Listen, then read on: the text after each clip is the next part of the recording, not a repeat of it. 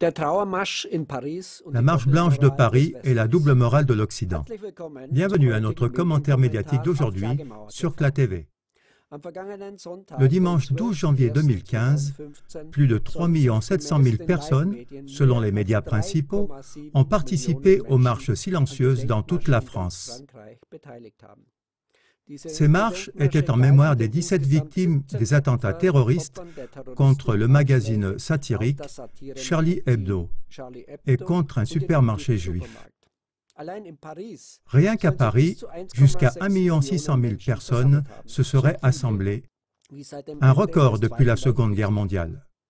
Au premier rang, de nombreux leaders politiques, des chefs d'État et de gouvernements venus de toute l'Europe et même de la Palestine.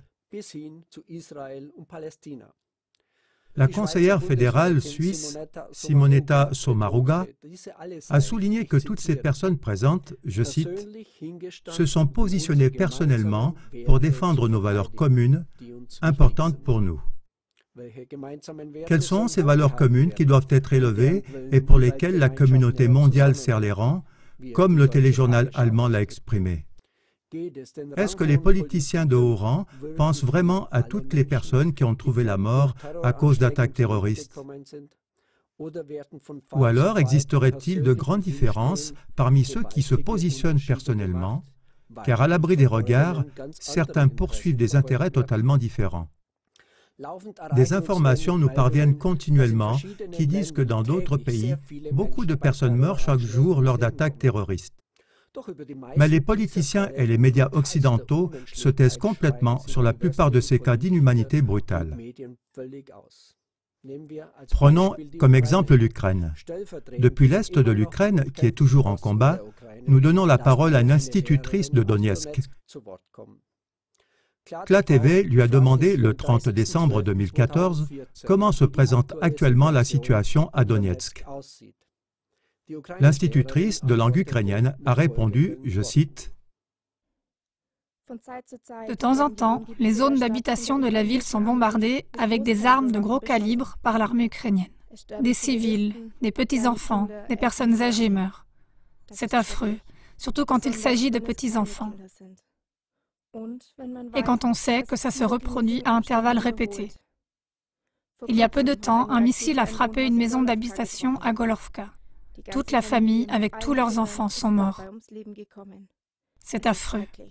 Et personne ne sait quand cette guerre finira. » Ce reportage n'est pas du tout un cas isolé. Même l'Organisation internationale des droits de l'homme, Human Rights Watch, a parlé d'interventions aléatoires des forces militaires d'artillerie et de missiles sur des villes ukrainiennes de l'Est.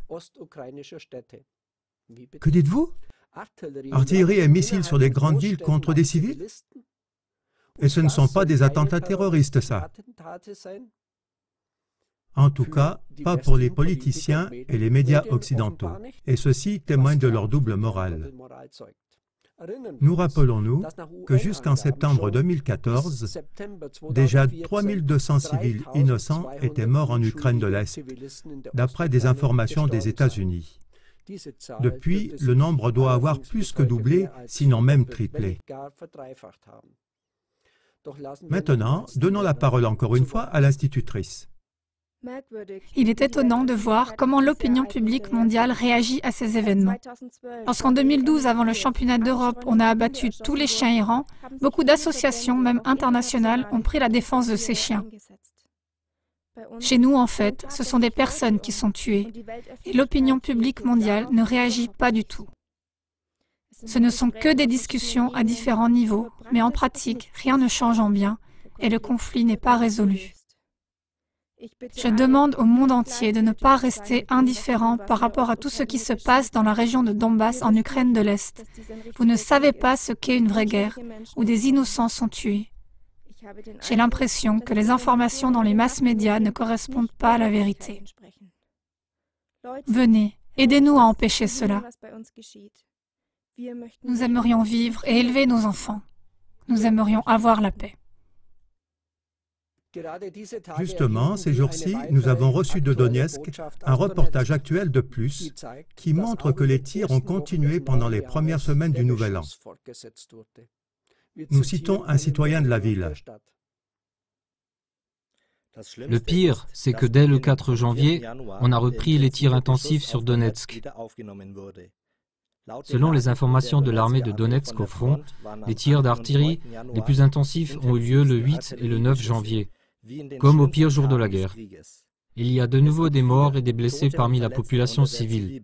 Beaucoup de points d'impact dans des appartements, des immeubles et des maisons particulières. Une fois de plus, on détruit de façon bien ciblée les infrastructures de la ville, les conduites de gaz, les entreprises d'automobiles, des écoles et des maternelles. Chers téléspectateurs, c'est à juste titre que tout le monde est ébranlé à cause des morts de Paris. Mais pourquoi de nombreux politiciens, des chefs d'État et de gouvernement venant de toute l'Europe, et même d'Israël et de Palestine, ne marchent-ils pas pour la paix en Ukraine de l'Est? Qui parmi eux est affecté à cause de tous ces civils tués, dont le nombre augmente constamment? Pourquoi cette double morale? Avec ces questions, je vous dis au revoir pour aujourd'hui. Bonne soirée. Guten Abend.